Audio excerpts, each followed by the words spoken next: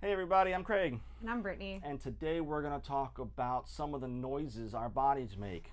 Whether they're good, bad, and what to look out for. We're actually talking about the noise in our joints. Sometimes they're called crepitus, sometimes they're called popping, snapping, whatever you want to call them. But those are the joints, those are the sounds we're going to be talking about today. And before we get into that, just make sure that you subscribe to our channel, click that bell button so that you never miss a new video.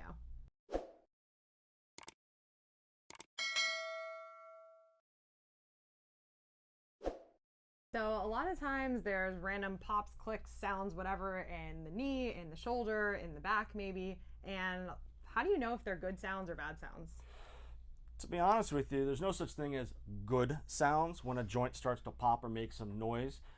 However, there is sounds that might create pain and some that don't create pain. Honestly, I don't really pay too much attention to the ones that create pain. However, I do take a look at the proprioception and joint awareness that's going on so that the musculature can work more appropriately.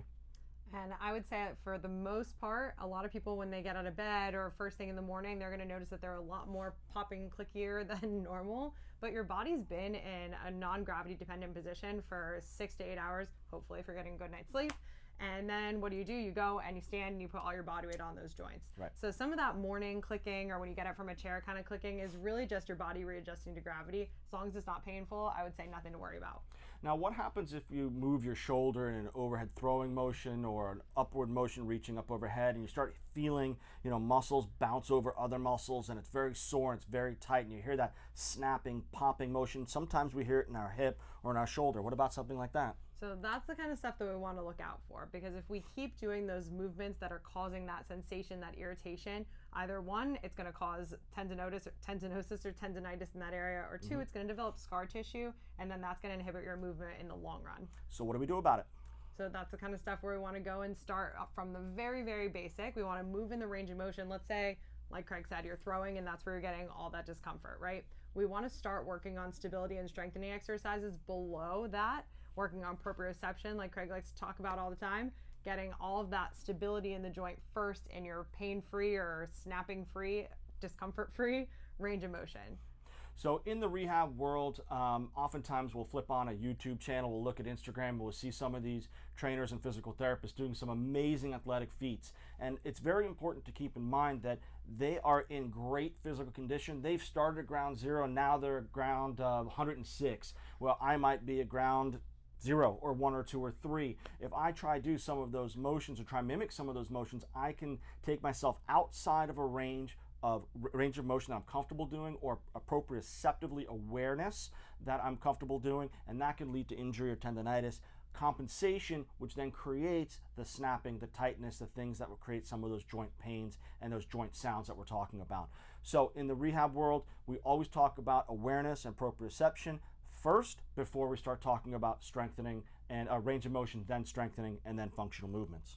Yeah, and then the other thing just to note on, because I do hear a lot about knees being creaky and cracky and things like that, it can be some of the cartilage degeneration coming from the knees. So if you notice that it has that sounds called crepitus, and it's like crunchy, what's it, styrofoam?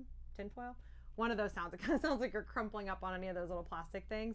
That stuff isn't necessarily something that you need to be worried about, like, oh my God, a red flag, but it is something that you want to keep in mind, because if that cartilage is degenerating and the things that you're doing continue to do that over time, that's going to cause an issue later on down the road.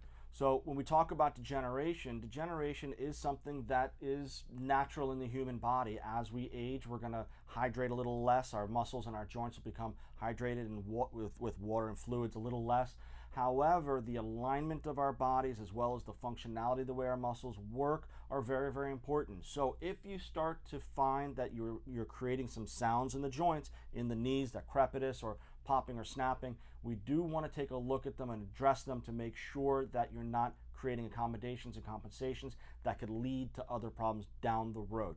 It's something we pay attention to, but not something we're so alarmed to right at the beginning. Correct. And don't use age as your cop out for everything.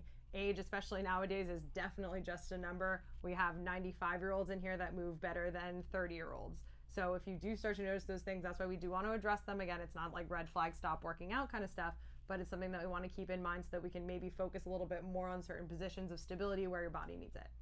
Age is just a number. Just keep moving.